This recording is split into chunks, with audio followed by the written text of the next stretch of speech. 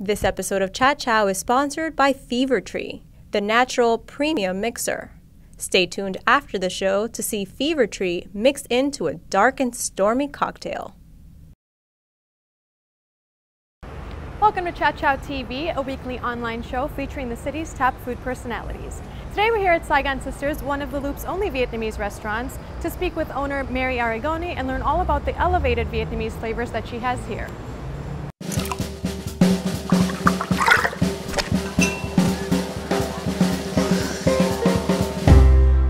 Thank you so much, Mary, for sitting down with us today. Sure. Could you tell us what we're drinking here? Yes, this is our new summer cocktails, and this is Dragon's Pearl, which is made with yuzu, shu, sake, and vodka, North Shore vodka, and we have Thai basil seeds. Okay. So it's like this little tapioca, so give a little, summery drink, and then it has honey vanilla syrup. And then I have here a cucumber drink that's with kaffir lime leaf, and it's called Kaffir Kiss with pickled watermelon, and it's made with North Shore gin as well. So very nice. They both sound thank super you. refreshing. Cheers. All right, cheers. You're right about the little tapioca flavor, and they look so unique too. Thanks. So Mary, could you tell me a little bit about your background? Sure. I was born in Vietnam and raised in Southeast Asia, particularly Laos and Thailand. And then I moved to the States when I was about 7, and lived in Kentucky, Cincinnati area, for like 20 years. Wow. So I went to school there, worked there, and then I moved to Chicago, and then to New York, and then back to Chicago because my husband was here, and I fell in love with the city and wanted to settle here, so I kind of left my corporate job and then do my own thing. Okay, so how long have you been in Chicago now? 10 years. Wow. Yeah. It's a good amount of time. Yep, I love it here, so I'm gonna stick around a little bit. We hope so. Yeah. So tell me how you got into the culinary world. Well, it's a serendipity, basically. I was in a Loop having meetings and things, and I kept passing the French market when it first opened, asking for lease and tenants, and I didn't know what I wanted to do at the time. Right after I left Procter & Gamble, and I said, I'm gonna give this a try, because I always want to own my own business and follow my mom and grandmother's footstep, and what would that be, And it turned out to be food related, because they were in distributor and they were like in food business. Okay. And I love food and I love entertaining, so I said I'm gonna give a banh mi stand a try, and because it's such a people love it, and then there's nothing around here to so I said I'm gonna take a chance and experiment with it, and that experiment turns into a restaurant in another location in 2 years. So so purely from the volume that you get at the French market brought you to expanding into the full dinner experience here. Yeah, definitely, because people really love the lunch,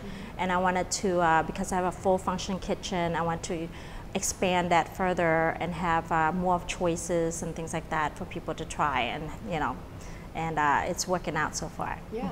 So talk to me about Vietnamese cuisine. What are the major flavor components? Well, Vietnamese cuisine is becoming quite popular, and people are really loving it because it has a lot of wonderful bold flavors, a lot of umami, but has some sweetness and citrus, sweet, salty, sour, all of that wonderful flavors. But then it has this like freshness with herbs and a crunch from the vegetables and things like that. So it's healthy and it's delicious and it's fresh.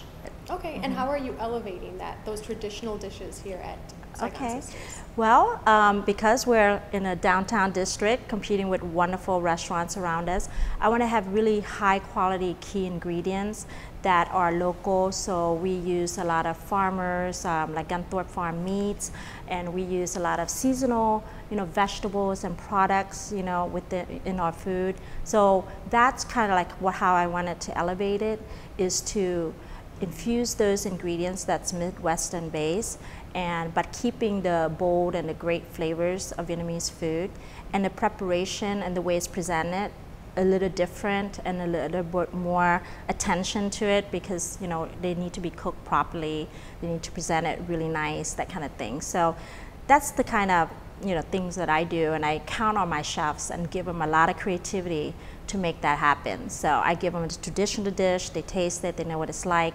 I said, okay, now let's put summer squash in there or whatever that's in season, so That's how we do it. And you're getting a lot of your ingredients from the French market, so the vendors in there. Yes, the French market, farmers market. My chefs actually goes to farmers market. Sometimes they go and pick, you know, ramps and stuff in some fields. I don't know. Yeah. And then my the French market is really great too for some ingredients that we are low on and stuff like that. So yeah. Okay. So what would you say are 3 really unique and interesting dishes on your menu? Right now, my summer menu has really wonderful dishes that I just love, and one of them is called bánh xèo, which is a Vietnamese crepe, and it is an open face kind. Usually, it's closed like you know, crepe or omelet, but this one's open, and it has wonderful prawns on there that's grilled, and then beautiful like lettuce and local greens from the farmers market, and then Gunthorpe Farm ham hocks, so it tastes kind of like chorizo. Yeah. And then the batter has like a curry turmeric taste and a very nice crisp. So that is a really, really delicious dish. It's so summery, and it's very inventive because we're using, like I said, local ingredients and really well cooking techniques and preparation. And it sounds really light too. Yes, it is. It is a great appetizer, a starter. And the second one I love is the pork chop, grilled lemongrass pork chop dish. This is ubiquitous in Vietnamese, you know, restaurants that you see with an egg, fried rice, and all of that. So we use Gunthorpe Farm again pork with the bone in. You know, it's delicious, and it's heavily, you know, marinated with lemongrass, a lot of great flavors, and over dirty rice and a sunny side egg and pickled watermelon, you know, whatever they can pickle, whatever's in season. So that's a really wonderful dish. It's very comforting, very good and delicious. Okay.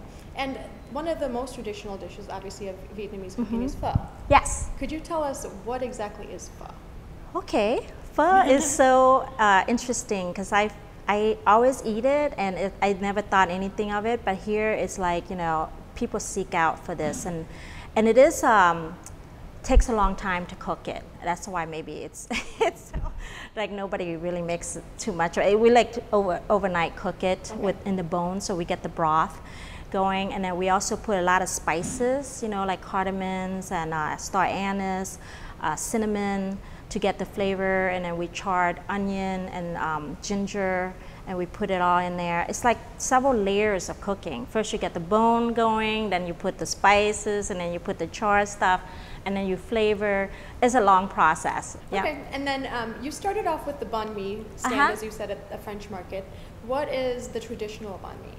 The traditional banh mi would be a classic, you know, where we put in the pate, we put the cucumber, the mayo, we put in the Vietnamese pork, the ham, and we make our own head cheese here, so that's on top of it. So it's a lot of layers of really good meats and flavor, and that's probably the most traditional.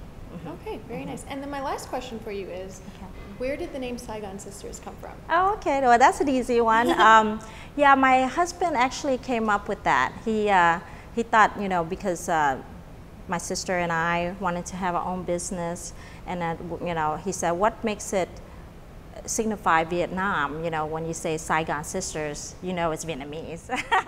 So we say, yeah, that sounds interesting, you know, and it also has this communal tone to it, you know, like sisters, you know, it's family, things like that. So Absolutely. I guess I kind of with it. It's nice. It has a nice ring to it. Thanks. Well, congratulations on the success that you've had from the French market and now into this restaurant. And we really look forward to seeing the new dinner menu as you kind of expand on those local ingredients that you're looking for. Yes. Yeah. So, thank you. Yes. Cheers. Cheers. Thank you.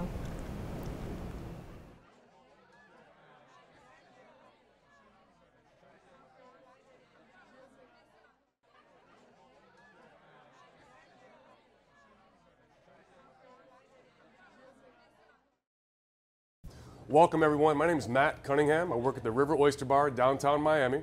We are here to feature one of our specialty drinks here. It's called the Dark and Stormy, made with fresh pureed ginger roots, fresh lime, a little sweetener, and fever tree mixers. We make it with a Gosling's Black Seal rum from Bermuda, where the drink originated. Homemade fresh ginger beer. Slight shake.